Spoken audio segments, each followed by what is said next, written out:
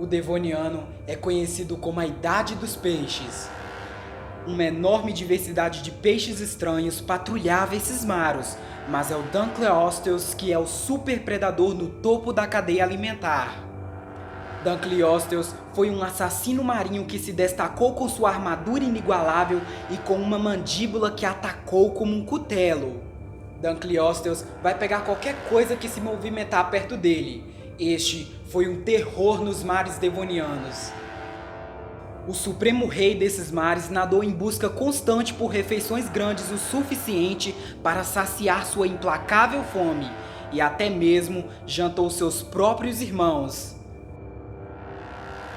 Ele foi o primeiro superpredador dos mares antigos. A Terra foi uniformemente quente do período siluriano ao devoniano. Sem a cobertura de gelo mesmo nas regiões polares, isso fez com que os níveis dos oceanos subissem significativamente e inundasse muito mais os continentes da Terra com água do mar. Assim, o mar devoniano era um corpo de água quente e rico que apresentava uma grande diversidade de plantas e animais, mas principalmente de peixes, fazendo com que o período fosse referido como a Idade dos Peixes. E um dos grupos de peixes mais abundantes foram os placodermos.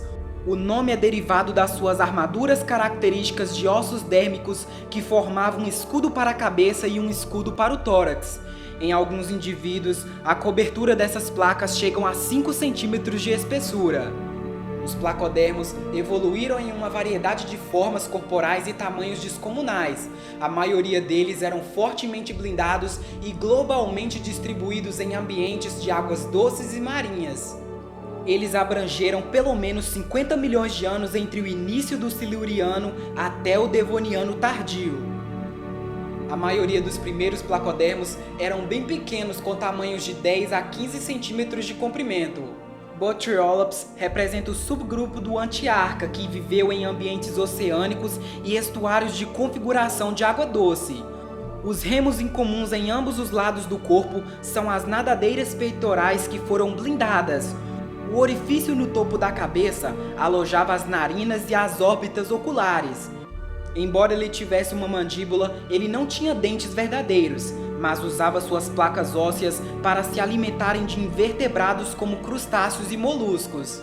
Mas um clado importante, o Brachithorace incluía alguns carnívoros que alcançavam de 4 a 9 metros de comprimento. Estes foram os maiores animais do Devoniano. Dunkleosteus é o mais famoso e foi o matador mais capaz em seu nicho ambiental específico, presidindo o topo da cadeia alimentar. Com estimativas de 7,5 metros e 9 metros no limite superior, ele era tão longo quanto um ônibus de Londres, e pesando 3 toneladas, ele foi o dobro do peso de 2 automóveis compactos. Sua mandíbula laminada é impressionante e é testemunho do poder mortal desse gigante. Essas pontas afiadas são como uma arma cortante para um temível caçador, mas elas não são dentes porque os dentes não tinham evoluído durante esse período. As placas ósseas associadas às mandíbulas desempenhavam a função dos dentes, às vezes formando bordas semelhantes a navalhas, literalmente autofiáveis que eram para esmagar e cortar qualquer animal. Cicatrizes e feridas às vezes preservadas na armadura óssea deste e outros placodermos combinam com as mandíbulas de peixes dos Dunkleosteus, demonstrando que Dunkleosteus não era apenas um predador, mas também um canibal que atacava sua própria espécie.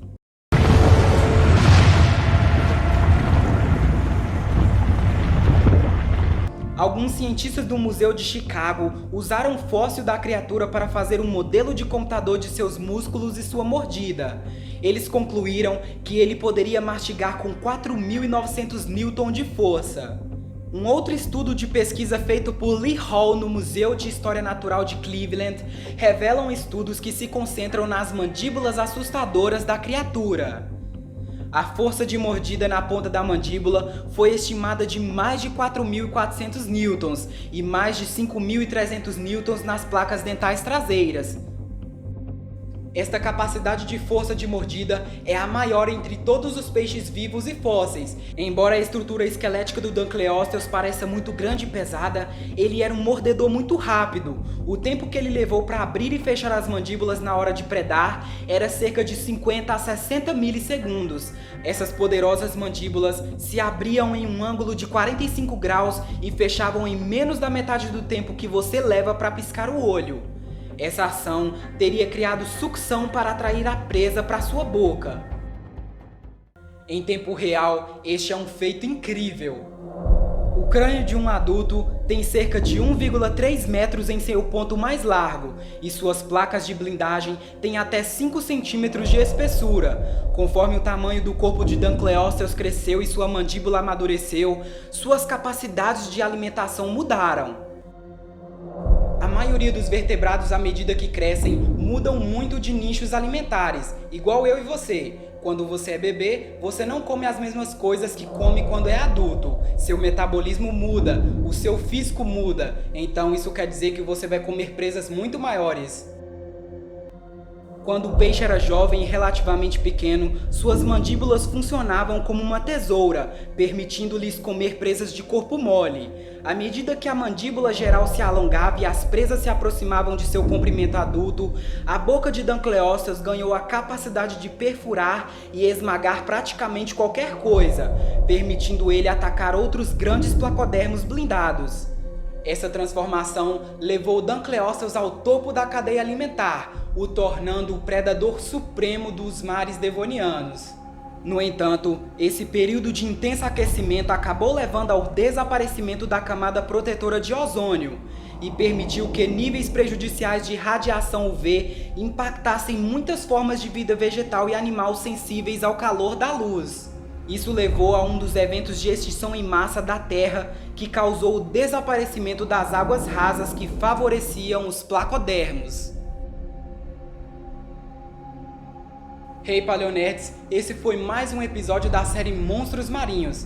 Não esqueça de deixar o seu like, que é muito importante para mim, e conheça mais sobre algumas coisas sobre a paleontologia acessando nossas playlists. E você que é novo por aqui, faça parte dessa jornada pré-histórica se inscrevendo no canal e veja o quão bom a paleontologia é uma ciência boa de ser compreendida.